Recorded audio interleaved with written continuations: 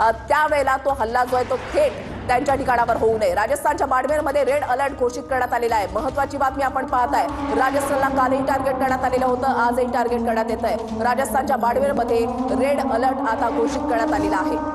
तर राजस्थानच्या बाडमेर आणि त्याचबरोबर श्रीगंगानगर या ठिकाणी देखील रेड अलर्ट देण्यात आलाय। गुजरातच्या बनासकांठा या ठिकाणी देखील आता पाकचे ड्रोन दिसलेले आहेत। गुजरातच्या बनासकांठामध्ये सुद्धा आता पाकचे ड्रोन दिसले आहेत।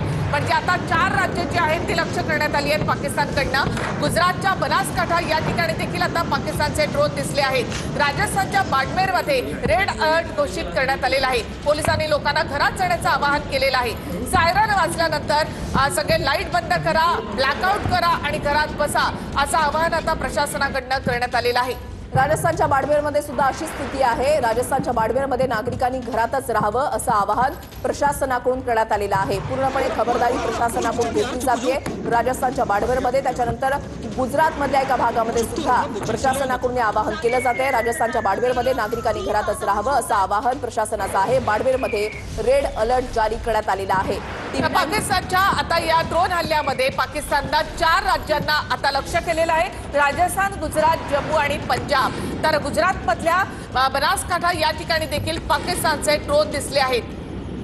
10 मे पर्यंतची मुदत आता 15 मे पर्यंत वाढवण्यात आलेली आहे। एअरपोर्ट जे आहेत ते सध्या देशभरातले 24 एअरपोर्ट हे आता बंद असतील। सुरुवातीला ही तारीख 10 तारखेपर्यंत होती, 10 मे पर्यंत होती, मात्र आता सध्या हे तणावपूर्ण वातावरण पाहता ही तारीख आता 15 मे पर्यंत करण्यात आलेली आहे। जम्मू आणि भुज एअरपोर्ट 15 मे पर्यंत आता बंद असतील। 10 मे पर्यंत हे एअरपोर्ट बंद असणार होते।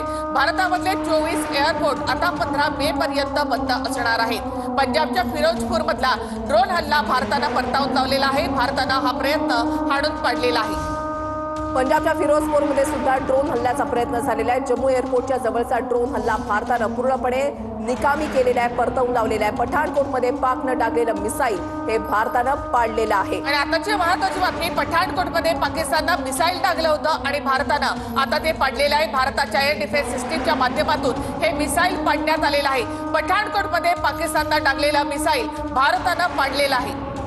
आपल्याकडे स्काल्प मिसाईल आहे, ज्याची क्षमता हवेतून जमिनीवर मारा करणारं एक शस्त्र म्हणून त्याच्याकडे पाहिलं जातं आणि हेच मिसाईल जे वापरण्यात आलंय। होशियारपूर आणि तरनतारणमध्ये स्फोटाचे आवाज सुद्धा ऐकू आलेले आहेत। होशियारपूर आणि तरनतारणमध्ये स्फोटाचे आवाज ऐकू येत आहेत। तर पंजाबमधल्या आता 2 ठिकाणं जे आहेत, अमृतसर आहे आणि पठाणकोट, या ठिकाणी आता कोणताही हवाई हद्दीमध्ये एकही ड्रोन नाही। मात्र पठाणकोटमध्ये पाकिस्ताननं टाकलेलं मिसाईल भारतानं आता पाडलेलं आहे। आताची महत्त्वाची बातमी, पठाणकोटमध्ये कालही मिसाईल टाकण्यात आलं होतं आणि आता भारतानं पाकिस्तानचं हे मिसाईल पाडलेलं आहे। राजस्थानच्या जालंधरमध्ये पूर्णतः ब्लॅकआउट करण्यात आलेलं आहे। तर राजस्थानच्या बाडमेरमध्ये नागरिकांनी घरातच राहावं असं आवाहन प्रशासनाकडनं करण्यात आलेलं आहे। गुजरातच्या बनासकांठा या ठिकाणी आता पाकिस्तानचे ड्रोन दिसलेले आहेत। आतापर्यंत गुजरातच्या बाजूला मात्र पाकिस्तानचा ड्रोन हल्ला झाला नव्हता, मात्र आता गुजरातच्या बनासकांठा या ठिकाणी पाकिस्तानचे ड्रोन दिसले।